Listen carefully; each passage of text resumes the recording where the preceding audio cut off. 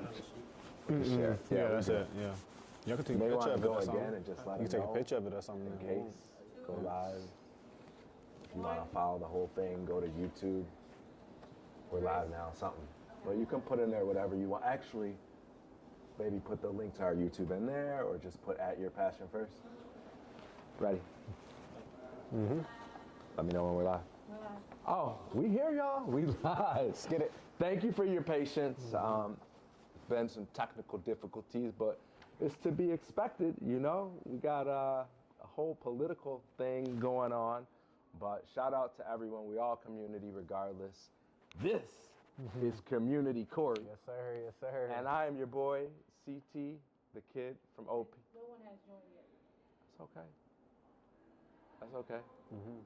I'm your boy, CT, the kid from OP. Today's panel is a very important topic for our community, for our youth, building yourself inside and out. It's a challenge as we grow. We have family, we have community, we have people in our lives that are trying to be there to help us, to support us. But at the end of the day, you are going to be the one that's there for you all day, every day.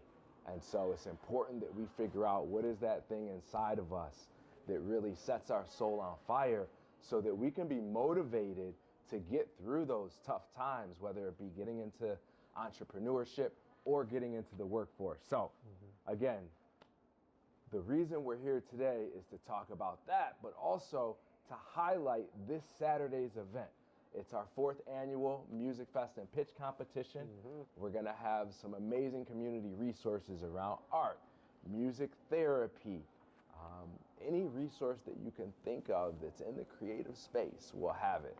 And then we'll have a pitch competition from 4:30 to 6:30, and then a VIP dinner 6:30 to 7:30, and performances from 7:30 to 9.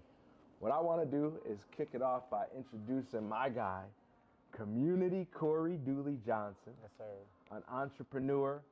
He actually established Community Corey LLC in 2023, served as the corridor manager for Chicago Avenue's Corridor Revitalization Project, Soul City, Soul City. and has generated, this project has generated multi-million-dollar developments in our community here in Austin. Corey's a creative. He's authored and published a book recently Yes, sir. Yep. called Little Shorty Love, and he currently co-leads the Austin Experience. You're going to hear from one of their youth, 2 of their youth, and also with Project Exploration, which is a partnership with the My Shy, My Future initiative. And his vision is to create Prime 29 Chicago, a youth-led business organization whose focus is on developing the next generation of leaders in the 29th Ward. Corey, welcome, brother. Yes, sir. Appreciate the introduction, Chris. Yeah, man. Yes, sir. Yeah. So tell us a little bit about kind of your exposure within the community right now, some things that you're working on, kind of what brings you to this table here. Yeah, man. Appreciate you for inviting me, Chris. You know, we work closely in the community, especially with youth. You know, in Austin, everyone is pretty much connected. So I'm glad I got the opportunity to come on and help moderate today. I'm also glad that we got a chance to host one of the workshops.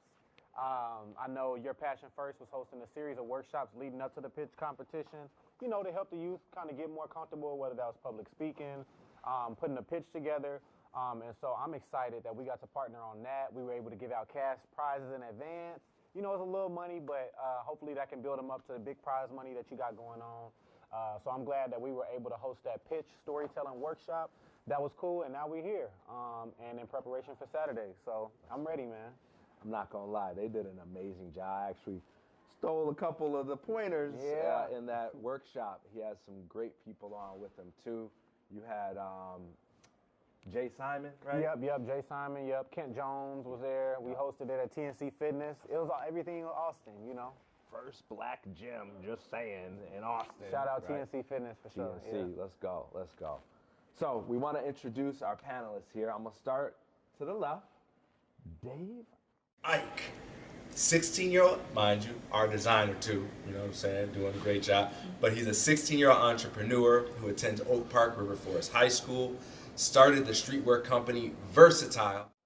Don't don't get it twisted, the spelling V3RZATILE, with the goal of encouraging everyone to be unique.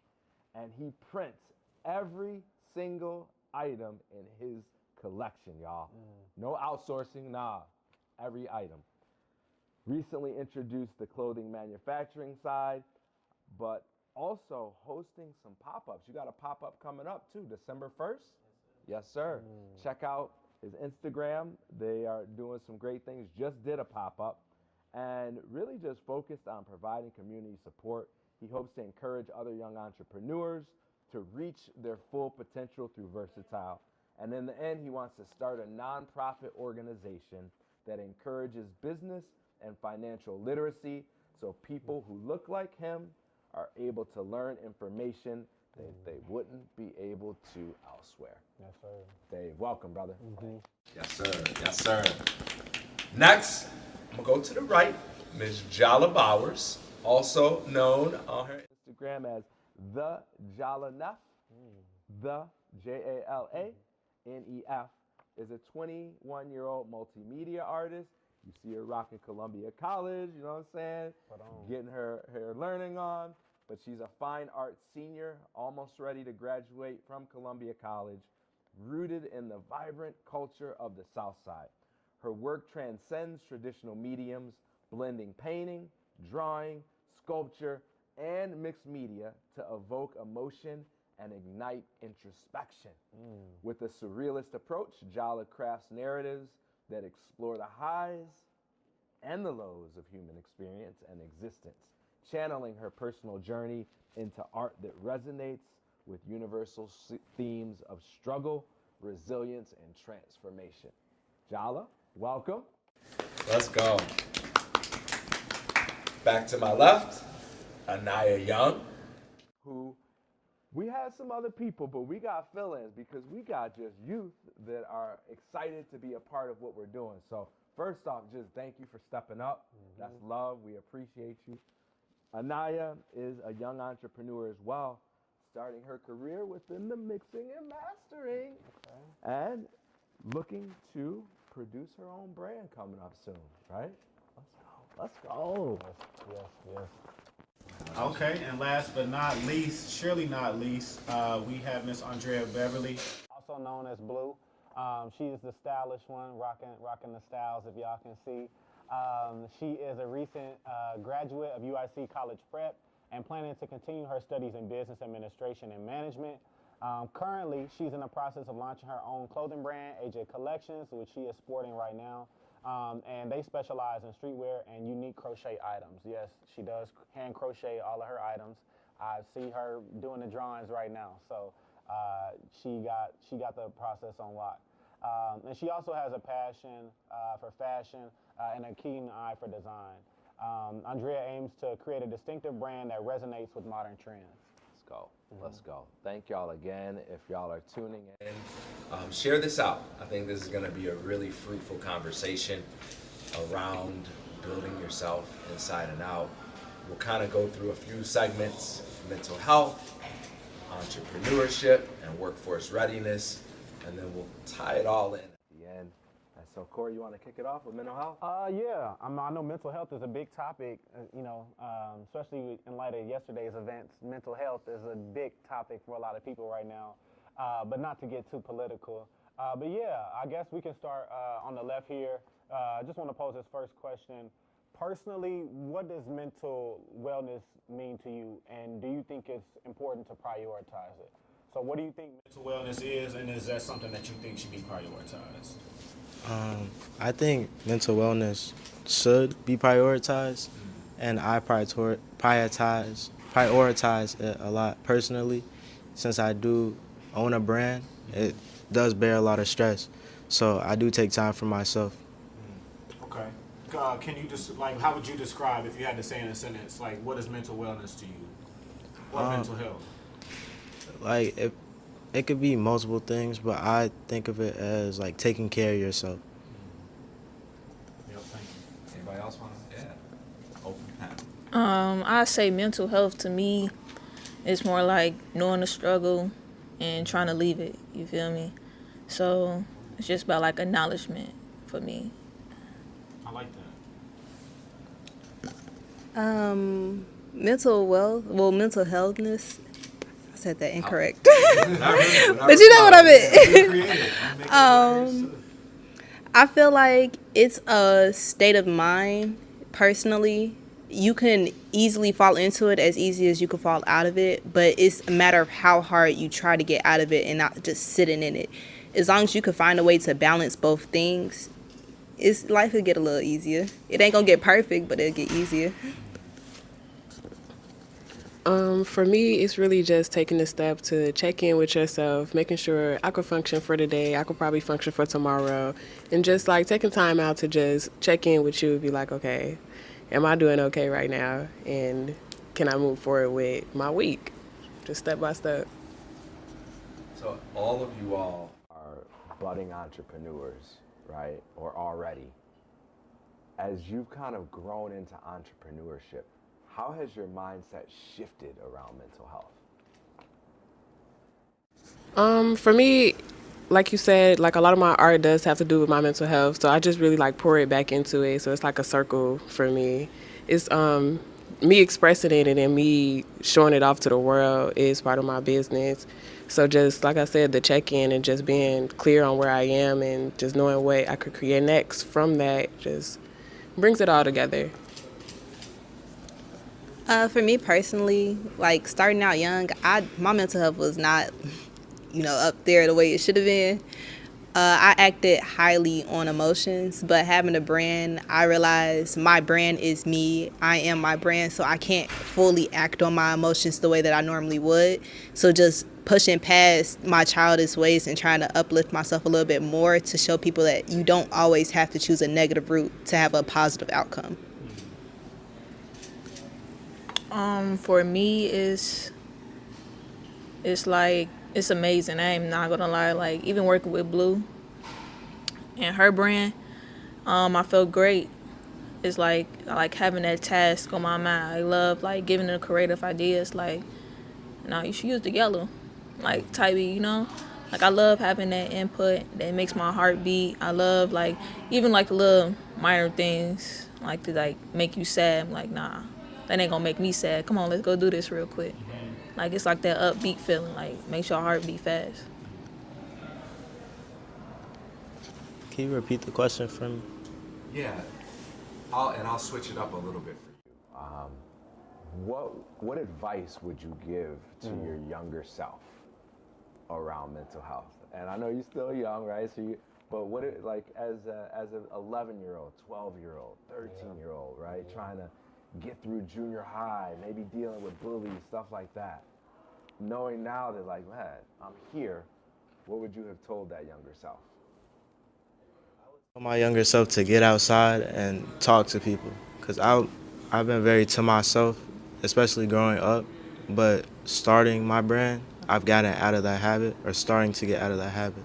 And I still have a little ways to go, but I would definitely tell myself to just go out and talk to people, because you never know what you could gain from that. Network. Yeah. Yeah. I think a lot of people are nervous because they don't have the vision Yet, right? When you're young, I don't know what I want to be, so what am I going to go talk with somebody about? Yeah. Which is why I think it's so important at an early age to start to define what that vision is, so that you're not just out there aimlessly trying to network with anybody. It's like, nah, I'm networking with artists or musicians. So, man, thank you for that. Thank you for being vulnerable. Yeah, we got a young panel. But they got some wisdom, bro. They definitely, I'm taking notes mentally. And, like you said, you all are young, but, you're mature for your age. And especially with entrepreneurship, you got to pick up things a lot faster than maybe the average person would. But, since you all are students, right, you're constantly in school. You spend a lot of your time in school or around, like, different institutions. Do you think that schools, workplace institutions can do a better job supporting mental health? Or what has your experience been in the workplace, and what advice or what do you think that the workplace could do better if they're not, school or workplace could do better to help support you all's mental health? Specific answer for that, but Oak Park and River Forest, they do a decent job at trying, but I feel like it's not a great way to Um, I, they do a good. They try. It just doesn't. I don't know. Like it doesn't really work out. You think that's because, like, the buy-in? Like, do you think it's because of the school is saying it, or you think, I don't know, like, is it the process how they go about it? What would make it, like, does it need to be student-led versus teacher-led? I think student level would be better, for sure. For me, for the workspace, I say like my team doing very good with that. Sometimes we be having all the safe spaces meeting, daily check-ins, especially when we at like Nisi little building for meetings. Absolutely, it's always a check-in.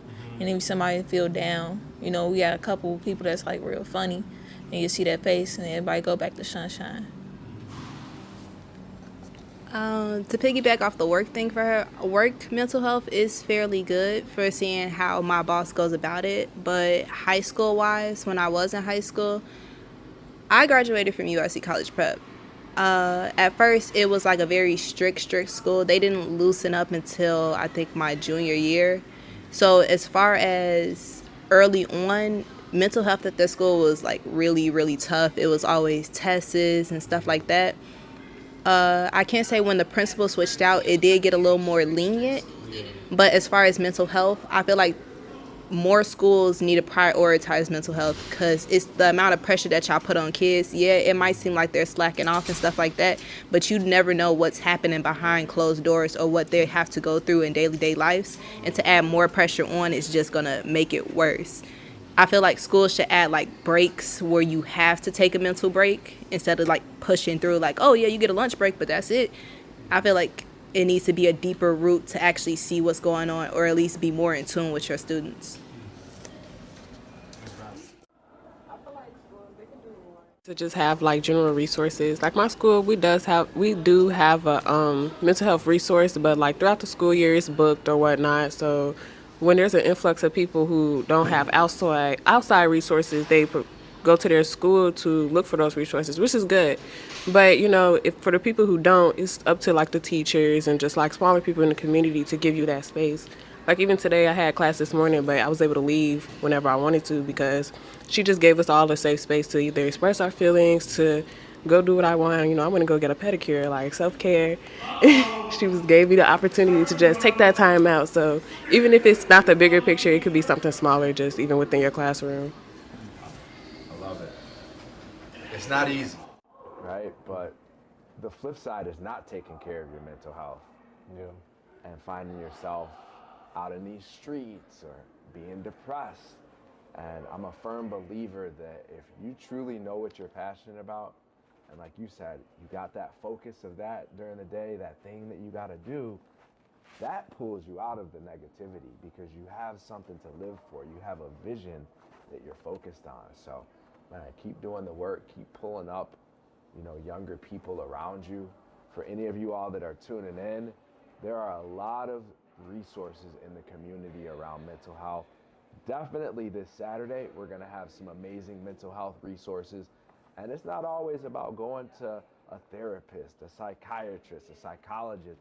Sometimes it's just talking with your friends and letting things out, right? Sometimes it's going and doing the thing that you love that actually brings joy to your life. But we get stuck in these ruts. So I implore all of you all, get out of your comfort zone, go out and meet new people, and really figure out what it is in your life that you want to be doing, and then go do that thing. If you're tuning in, Saturday, get your ticket. There's free tickets. There's a VIP ticket. Our headliner is Star Bands. If you have not heard of her, check her out. She just got put on the Big Jam ticket with WGCI. Probably one of the youngest artists that I've seen on Big Jam. She's 16 years old. I've listened to quite a few of her songs. I don't think I heard her curse once, and she's a dope rapper. So definitely come out. It's gonna be a great time, great resources. And for those of you all that may be like, oh, I don't wanna get out of bed, I don't feel like, just come. just come. I'll give you a big old hug when you get there and hopefully put a smile on your face. And mental health. Let's go. Let's go. So workforce readiness, y'all. Well, what is that? Is the workforce development, workforce ready? Like, what comes to mind when you all hear that? Workforce readiness, I really just think about like just being an adult and like just the steps to take to be a successful adult, or just whatever you describe as successful, you know, what works for you. Like for me as an artist, I just want to have a full-time art job, or like as right now with me getting ready to graduate, I'm preparing for that and just looking into what I want to do and being ready. Workforce readiness for me is more like putting yourself in a ready mental state.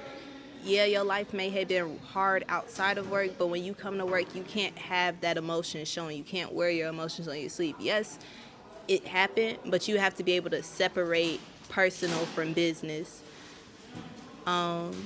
Just putting yourself in a good mental state to handle whatever happens, because you could go into work one day, no matter what it is, whether it's your own brand or somebody else's.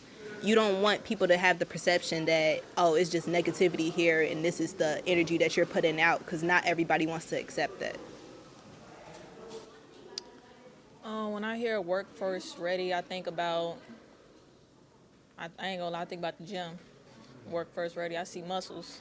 I'm ready to get going with a coffee. But all seriousness, a strong mental state, walking in, my head up high, and just keep walking and do what I need to do, get them tasks out the way.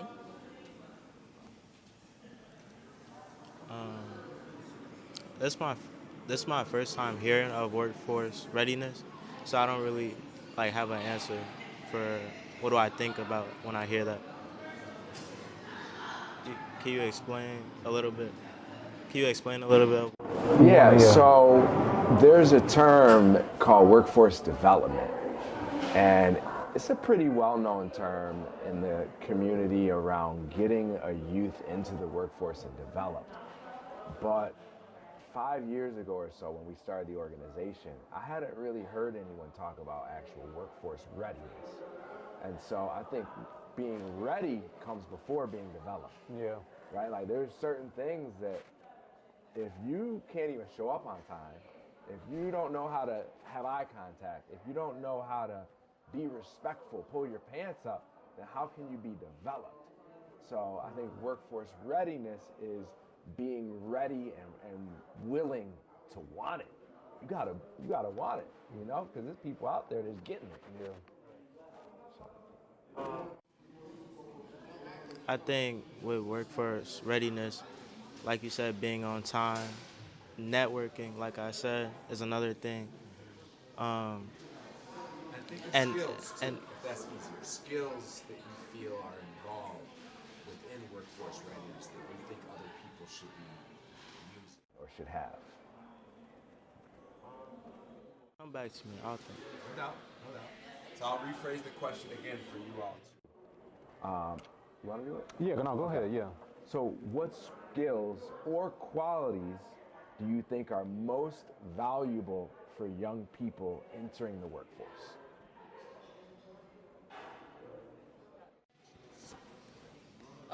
I would say, most definitely say networking. That's like the networking. That's like the most important one for me, because it's like not being in somebody's shadow. You're speaking up for yourself, and it's hard for people like that. I used to be like that until like I got brung out somebody's shadow, which Nisi really helped me with that. So.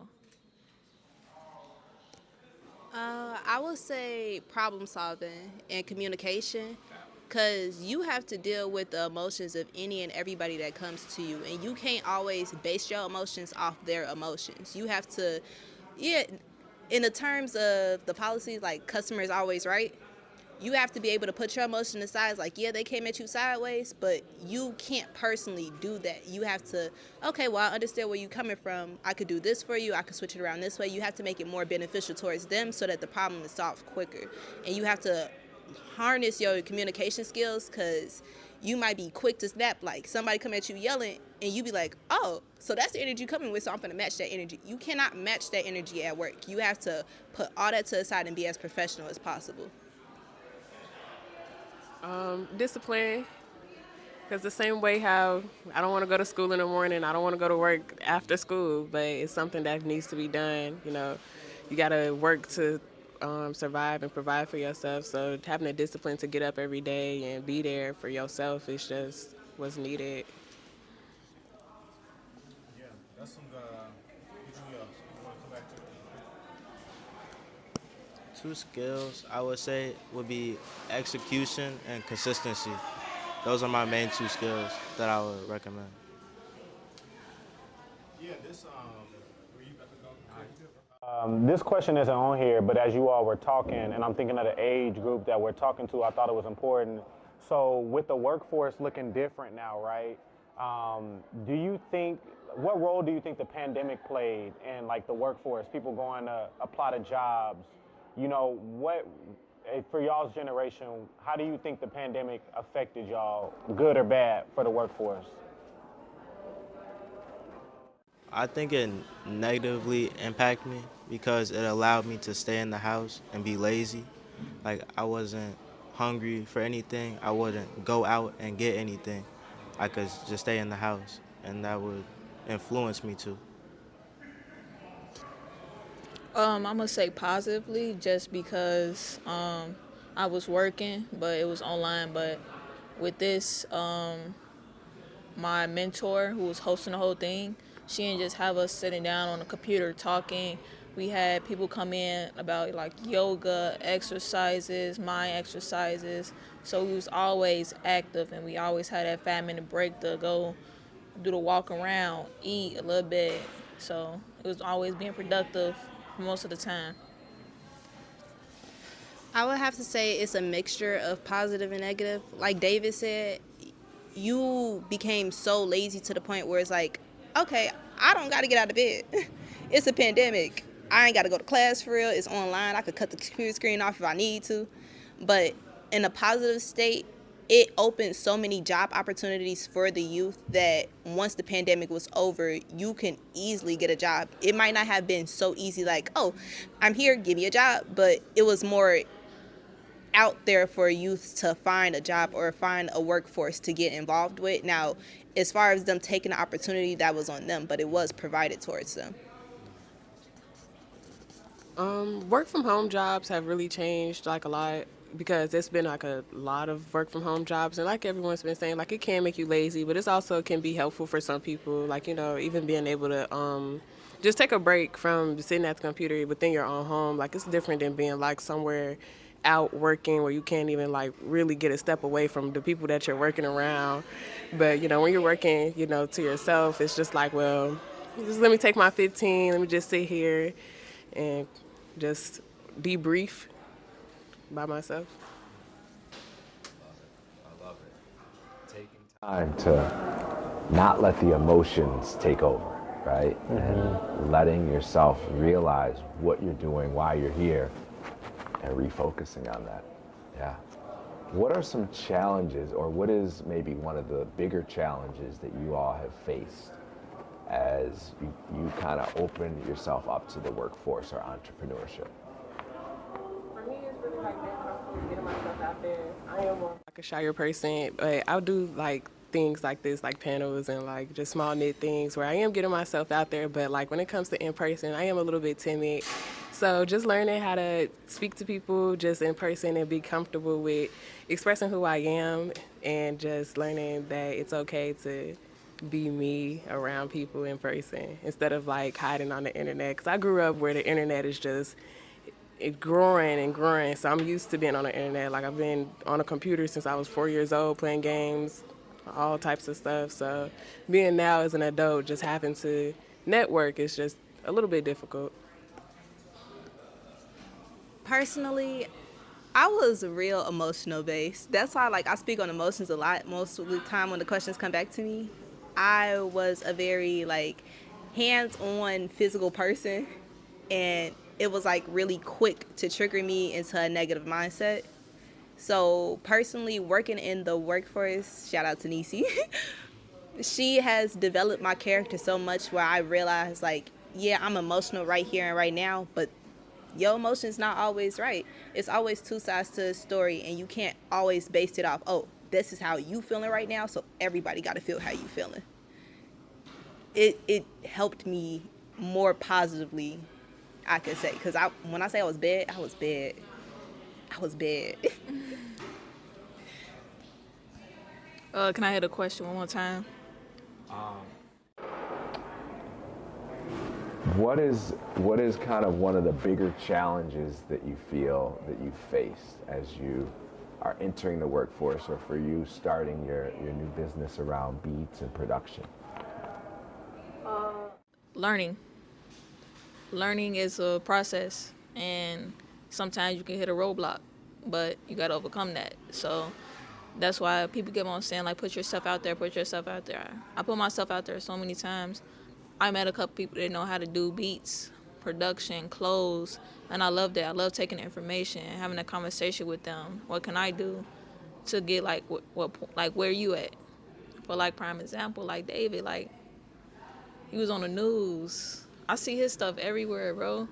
Like, okay, I'm gonna need that. So I love watching him work. So I can't wait to see him at his pop-up shop either. I appreciate you. My biggest thing going into the workforce was social anxiety, but I've been able to overcome that. Like, the growth has been crazy this past year. The growth has been crazy. And public speaking, I think I need to do more of that, because I know a lot of people don't like or know how to public speak. So I think that would be a unique thing to know how to do well. I've seen your growth.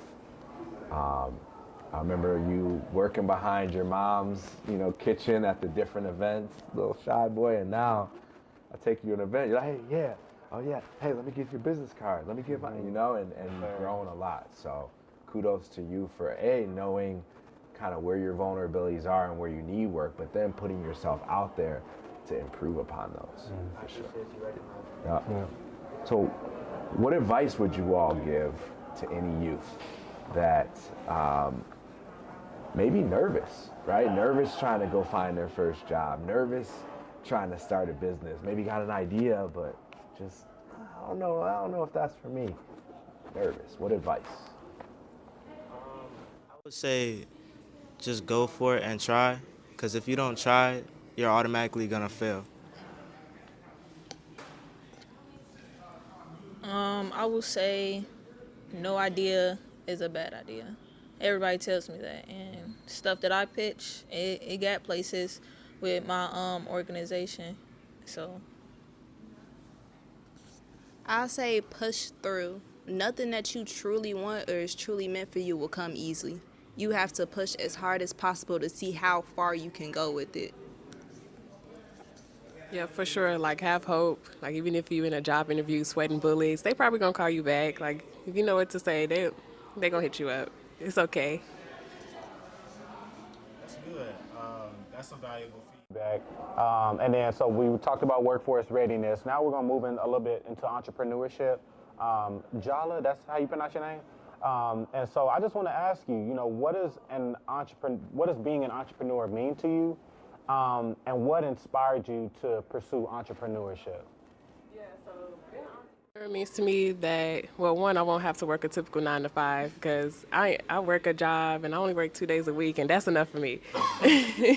And like, just knowing that, like, as young as I am, that's just more of a determination for me to start my business and do the things that I want to do. And I knew I wanted to be an artist since I was in middle school. Like, even the little doodles, watching YouTube, I was like, yeah, I'm like getting good at this. So by the time I got to high school, was in art classes, AP art, it was like, okay, well, this is truly what I want to do. So let me push it further by going to college for it. And now that I'm about to graduate, it's like, okay, what can I do now? Like, what art job can I get? Can I, become a tattoo artist? Can I start my YouTube channel? Can I, even do some graphic design for someone here, there. So it's just really just be looking at the different opportunities that I have in front of me and just seeing what's next. What was the question? I'm sorry. Yeah, so basically, what does Entrepreneurship mean to you, and then what inspired you to become an entrepreneur? Entrepreneurship means just being able to push your dreams out there, like put them out there, no matter how slow you think they are, or if they're not gonna make it. You never know what your target audience will be until you do it. I didn't think I was gonna have a clothing brand. I always wanted one, but I never thought I was gonna have one. But look at me now. I make crochet items and they look good, let's be for real. What made me become an entrepreneur, I have to say my mom. I'm the youngest of 5 kids. So my mom had to push past her limits to provide for us.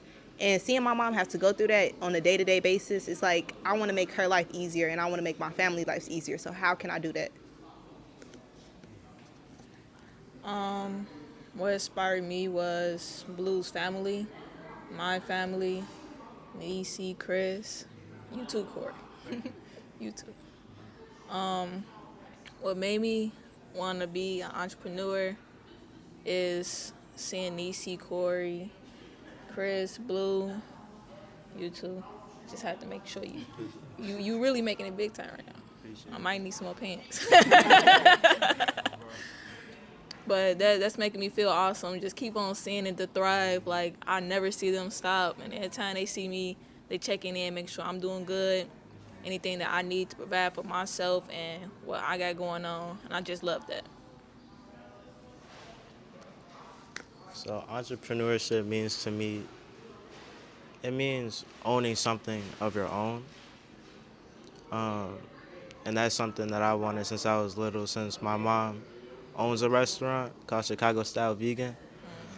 Yep. Got that cheese and caramel popcorn. Yep, that new stuff. Yep. Yep.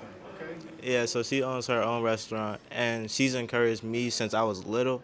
I was counting the money since I was little, so she kind of did that so she could implement into me that I can make my own money and build my own brand since I was a little kid. So I want to give all the props to my mom. Yeah. Yes, she is. Yeah. There's a lot of myths out there. You see a lot on social media, right? You see people posting this and that and all the glam and all the glory. What, though, as you all have settled into entrepreneurship, what are like some of those myths that you're like, yo, that's really a myth. That ain't how it is. Like, now that you see the reality of it, are there any things that come up that were myths that either stand true or that you're like, no, that's the myth, that's not true? Anything that comes to mind? Entrepreneurship is like a get-rich-quick scheme. Entrepreneurship is a lot of work. It is a lot of work. So don't believe everything you see online, and make sure you do your research before you start a brand, because there's a lot of stuff that goes into it behind the scenes. David said it first. But I feel old because I really don't know the social media little miss thing, because even though I'm still trying to learn around it, guys, but it's just a different feed. But definitely that one is definitely not a cheap way to get in. What David said, and I was told a lot that like entrepreneurship is so easy, like it's just gonna come to you like that. Personally, I draw a lot.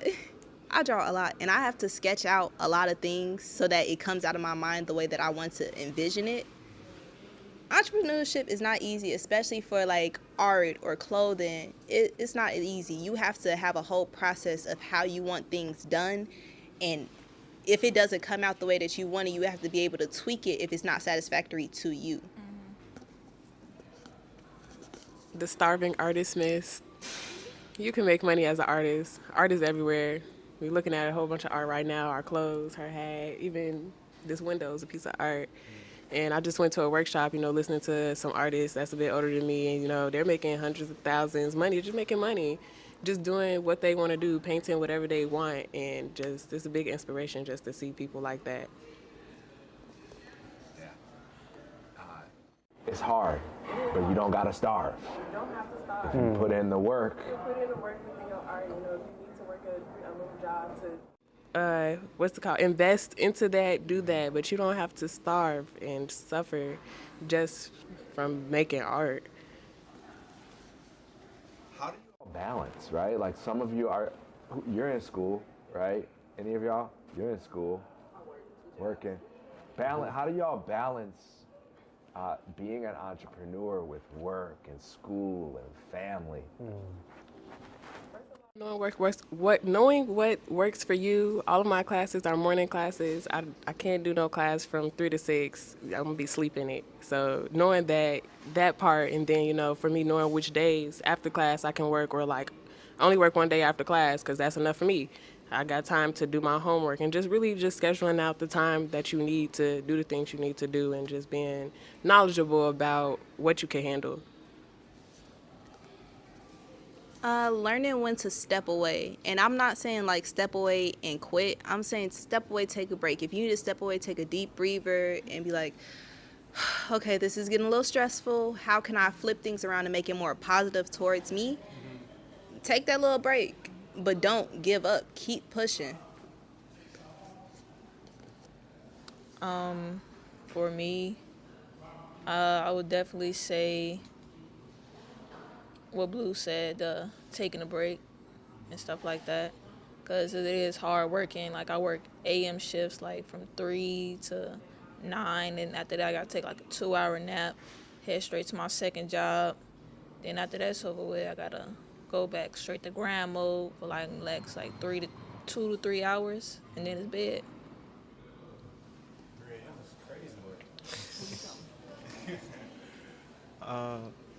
Balancing a job, school, and a business, it's nothing to play with, and I'm still trying to figure out how to balance it all. But I think a way that I can balance it better is organization and time management.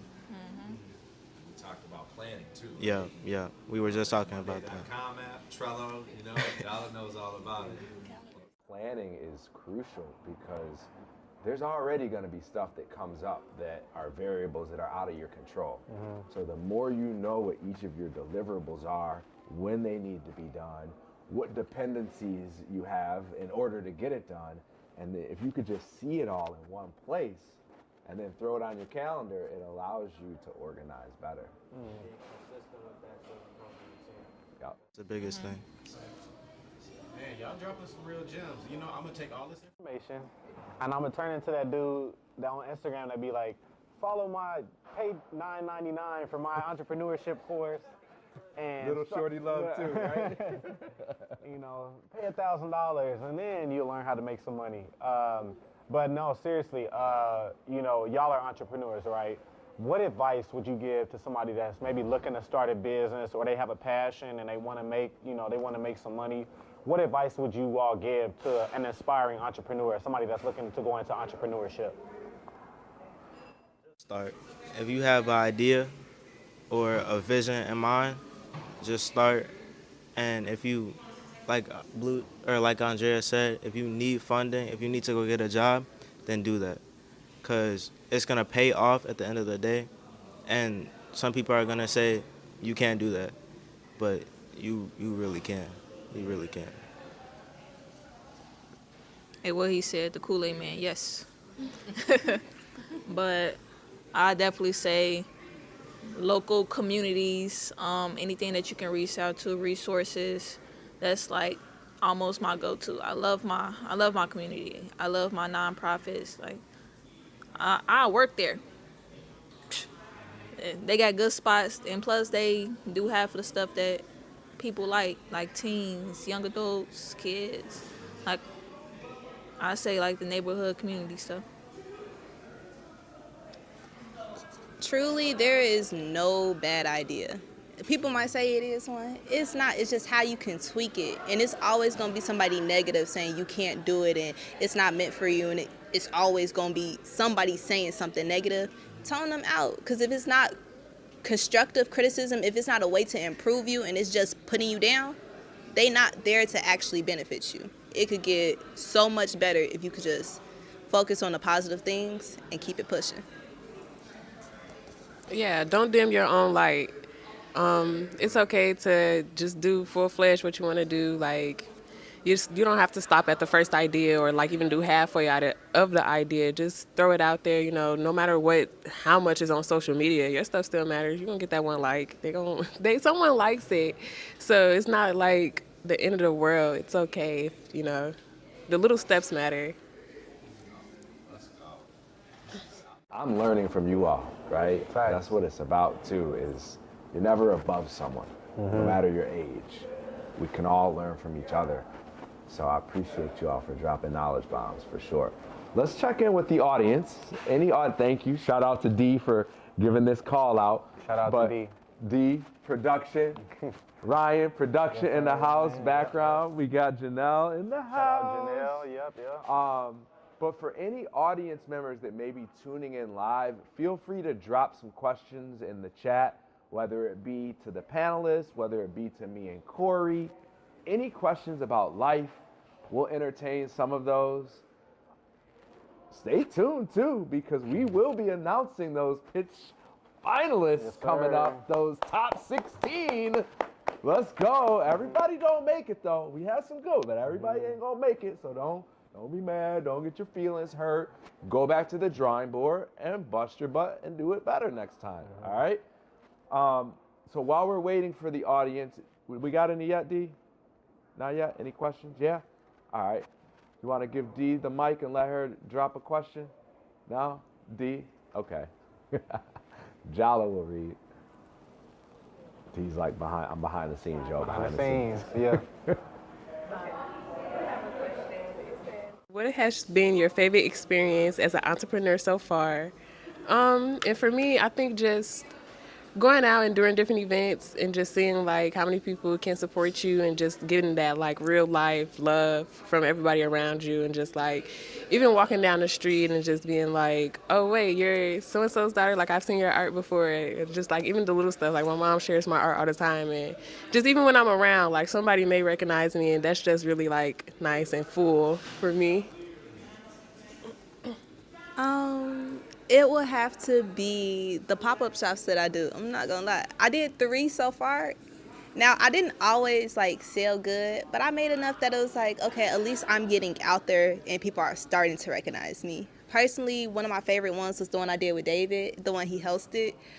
It was a really good time. It was interactive. It was a lot of people. They were socializing. Even if they didn't buy something, they stopped by my table and had the courtesy to ask what was going on and what was I doing. I would say socializing. If anybody ever met me, seen me, I like to crack jokes. I like to get in tune. I like to know more about you. I want you to know about me. And we in it. In it to win it. For sure. My favorite experience, plural experiences, are just meeting my supporters and just talking with them. Because you never know who could come up to your table and buy something at that, not even just ask what the brand is. Most people will support what you have going on. And like I said earlier, if you just do what you have a vision for, you never know where it could go, because you never know who could walk up to your table. So it's definitely building those connections and meeting each supporter, for sure. David, man. You just started, what, 9 months ago? 10 months ago? Congratulations. Thank you. Out there, right? I see yes, sir. mad people wearing your stuff now. Yeah. So that's what's up, bro. For sure. Another question?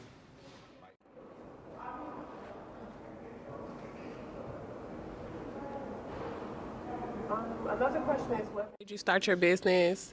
For me, it's really that I wanted to create art that people like me can relate to. Just being able to like express your emotions, especially with being Black. There's not a lot of like Black art, especially like, you know, formally in museums and stuff like that. So I hope, you know, in the future my work will be in a museum, because I visit visit the Art Institute plenty of times. You know, you walk around, you see all these different arts. You know, they're dramatic, they're this, they're that, and you know, you think about what makes this piece historical. Like, why is this here?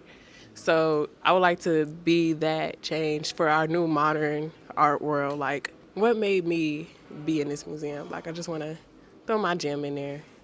I'm sorry, can you say that question one more time? What made you start your business? My mama. I'm always gonna shout out my mama because she's my biggest supporter, and she pushes me a lot. Like, she won't let me give up no matter what. It be times I come home and be like, I can't do this no more. I truly can't. I'm tired. And she'd be like, you could be tired for now, but you can't be tired forever. It's gonna be hard, but you gonna let that break you down? You gonna quit right now? For me, like, music is Blue Brother. His name Ralph. He's really good at rapping. So we be just going upstairs, turn some on the TV, we just be rapping. It could be real, it could be serious, it could be funny, but it just keeps me going. And like with the digital stuff, I just like social media got me with the digital. I was like, whoa, I can do that, but it's gonna be a process. You can spit something right now?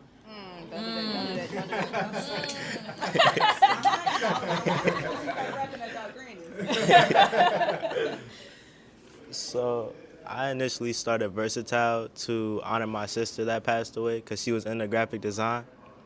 And I've always been into clothing. So I took the time to learn how to graphic design, and then I just combined them both together and created Versatile. Where did the name come from?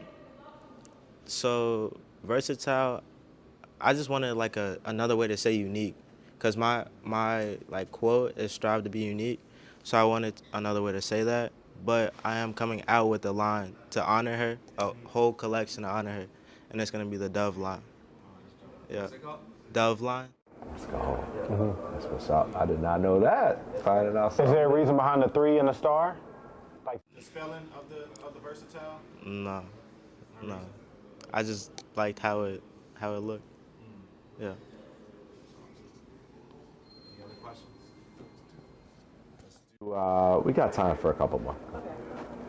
How do you raise money to support your business? Yes.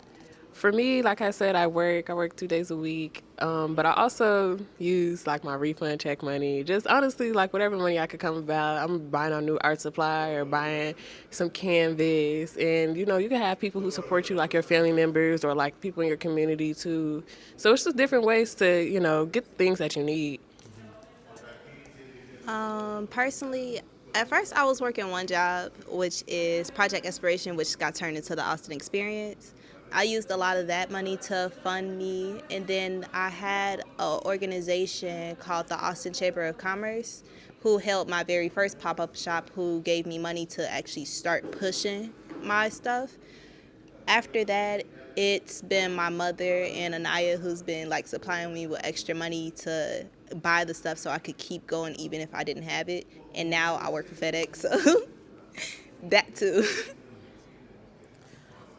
For me, I say Blue Family. Like, her sister actually just gave me a new mic, keyboard.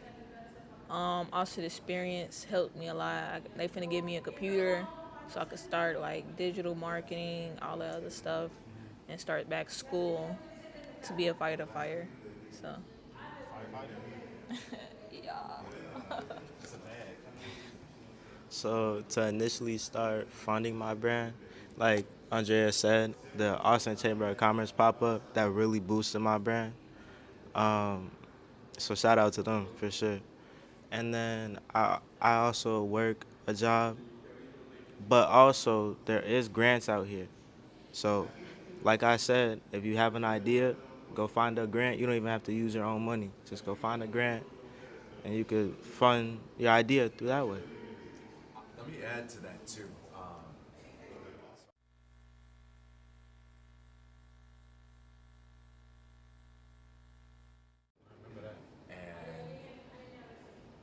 And I begged my parents.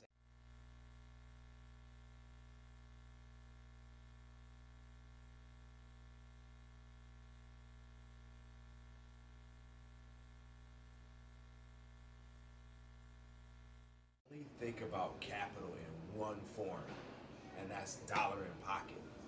And there is social.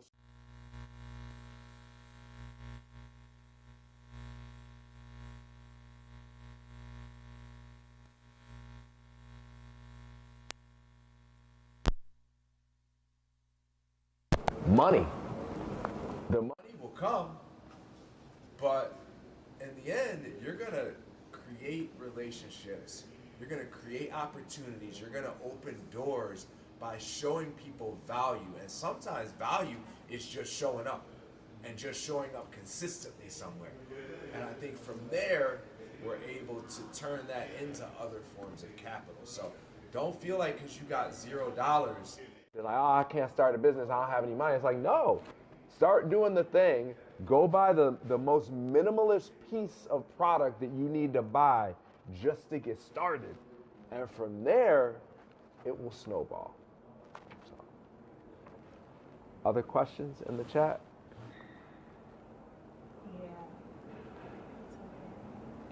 Go ahead. Go ahead. Do another question. Yeah.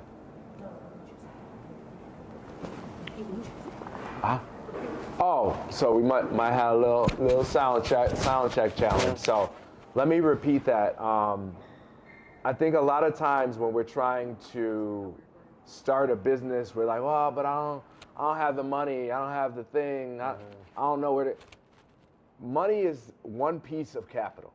So there's financial capital, social capital, psychological capital, intellectual capital. But at the end of the day, it's building value. And so as you're thinking of starting a new business or getting into the workforce, an internship may not be, hey, yeah, we're going to give you $15 an hour. It may be like, yo, let me show up and let me show up and let me show up again. And then they see my work ethic. They see me being consistent. And then that may turn into, oh, hey, such and such got a job over here. Or, man, we want to bring you on full time. But you can't think about the dollar. You have to think about what that vision is, that thing that you're passionate about, that you would do for the rest of your life, even if you weren't getting paid for it. Because that will be the thing that gets you through those days that you're not getting paid. Because you ain't always going to get paid. You know what I mean? So for anyone looking to start a business, man, just think about that. Like, value is real. Value is real, and it's not always dollar in pocket, dollar in hand.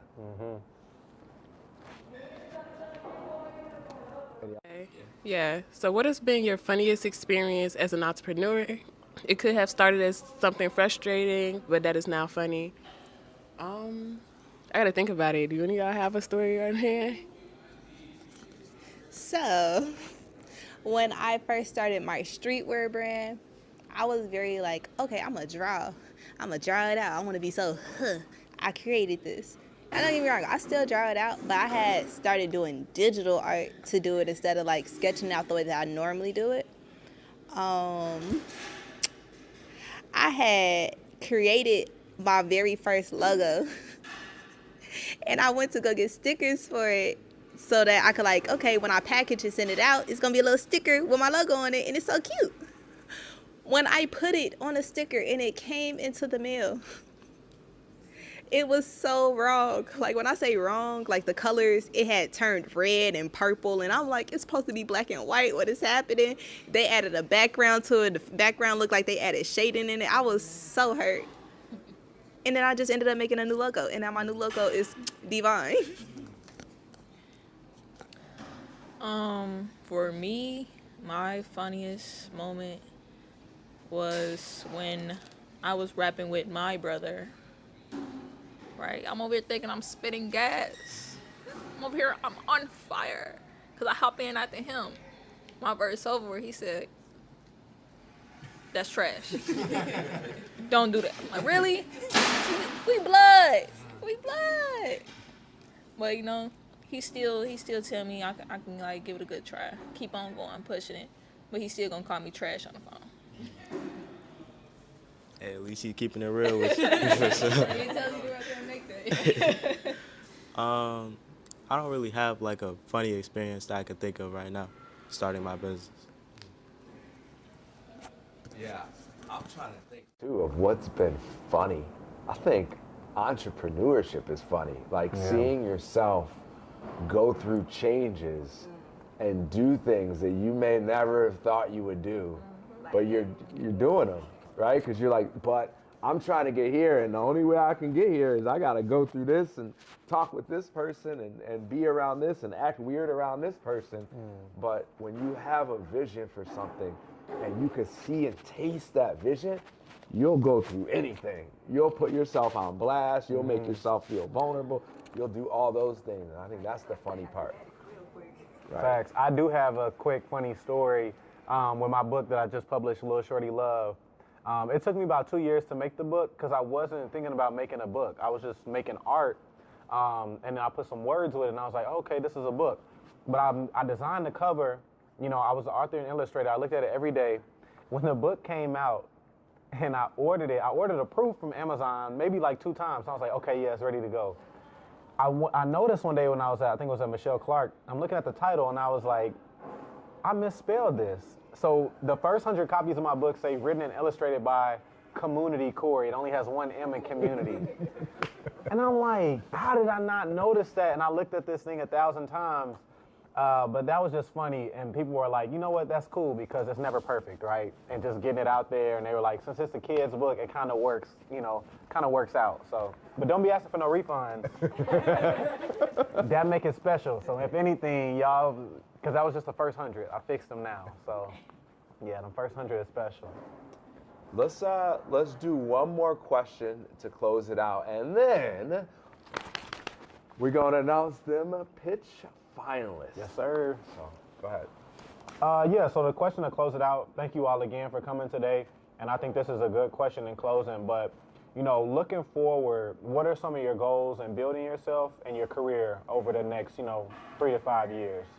I think over the next 3 to 5 years, I would most definitely want to go back to school to get my master's to be a teaching artist, just for stand down, like, period. I have a degree, multiple.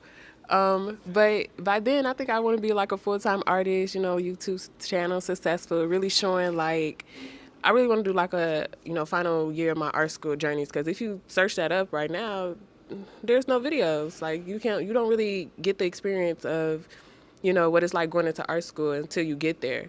So I want to show, some people that, it's not as scary. It's not as like, an unknown thing. So I would like to do that. And then by then, I would like to be in many gallery expeditions, have, merch and selling product, it's probably selling paintings, murals here, murals there. I just plan to do a lot. And, I would like to do a lot with that time. Me being I'll be probably 25, 26 during then. So that's just prime adulthood for me. Get it going. And where can people find you again? Oh, you can find me on Instagram at TheJalaNeff and YouTube at Jalapeno.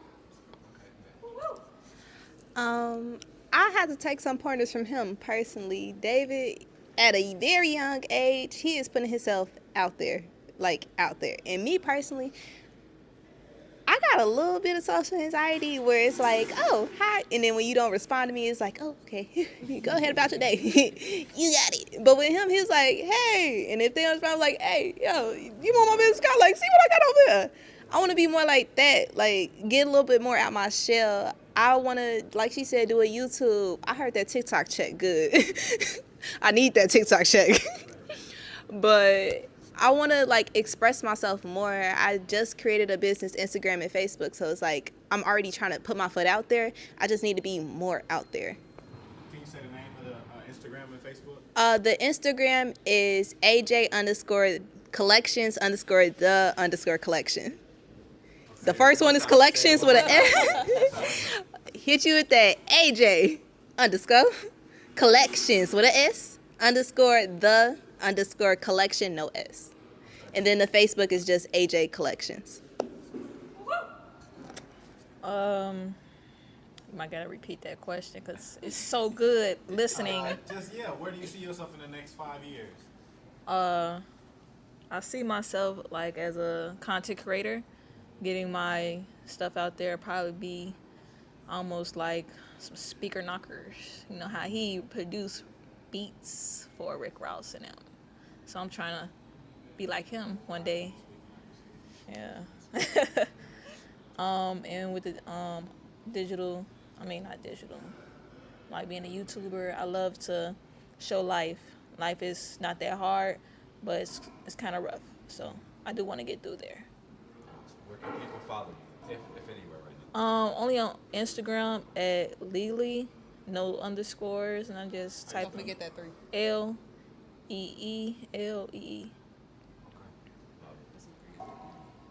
3. 3? So Leelee 3. Okay. Sorry, guys, I don't know my own Instagram like that. That's why you got support, though. Let's go.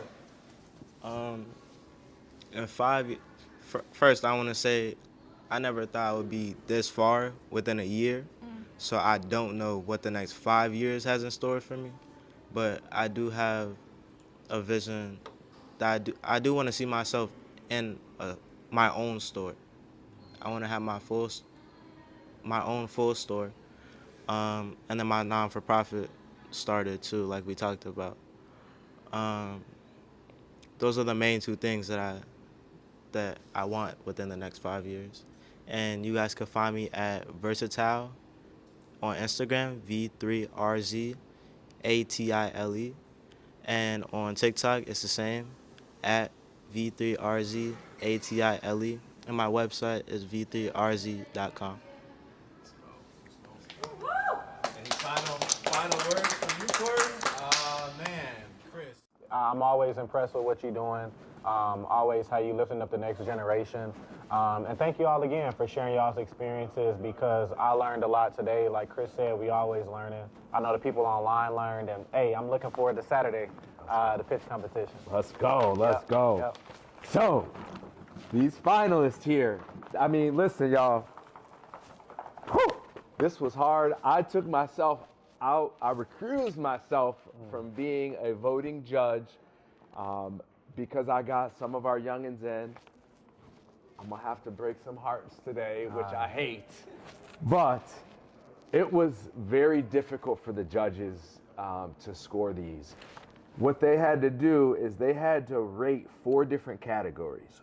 1 for editing quality, 1 for storyline and narrative, 1 for the actual product or passion being presented, and then 1 for uniqueness and originality. So they had a ability to give a score of 3, 2, 1, or 0 in each of those 4 categories, with the totaling being 12 was the highest that you could have received. I'm gonna start out with the 14 to 19 year age group. And the first person coming on Saturday to our pitch finals is none other than the Liddy Gang Twins. Let's get it. Let's go. I spoke with their parents, had to call them. I reached out to everyone. They all should be tuning in. If you are tuning in, share this on your network, all right? Share it on YouTube, Facebook, wherever, so that people can see these knowledge bombs that these youth dropped. Liddy Gang, I'm looking forward to meeting you in person on Saturday. Be there no later than 3:30. We will start the pitch competition at 4:30 on the dot. So don't be like, I was stuck in traffic because your turn might get missed. I'm just saying, all right? Second up. Oh, Liddy Gang, your score was a 9. You guys got the highest score in the 14 to 19 age group. Next up, I think some of y'all may know this person. With the score of 8, coming in second, T-Ron Allen. Let's get it. Let's go. Yep. Right? That's a Project X-Ray, Austin Experience, Austinite. I see you. Let's go. Let's go. Next up, with another score of 8, Mr. Matthew Bell. Go, Matthew. Let's go. And with another score of 8, the reigning champion from last year of the 14 to 19 age group. You seen her out. You saw her at Lala. You seen her with John Walt. Zaya Janae. Let's go. Uh-oh, we got another Austin Experience. Okay, With a score of 7, Alicia Rogers. Let's go, Alicia. Yeah. Alicia Rogers. With a score of 6, Jasmine Gutierrez. All right, we got 2 more. 2 more gentlemen. I'm sorry if I'm breaking hearts today. I'm sorry. This was hard. I'm sorry. But there's next year. There's other opportunities. You know that. For anyone that submitted, regardless, I'm going to call you. I'm going to call you directly. I'm going to say, what can I do to support you?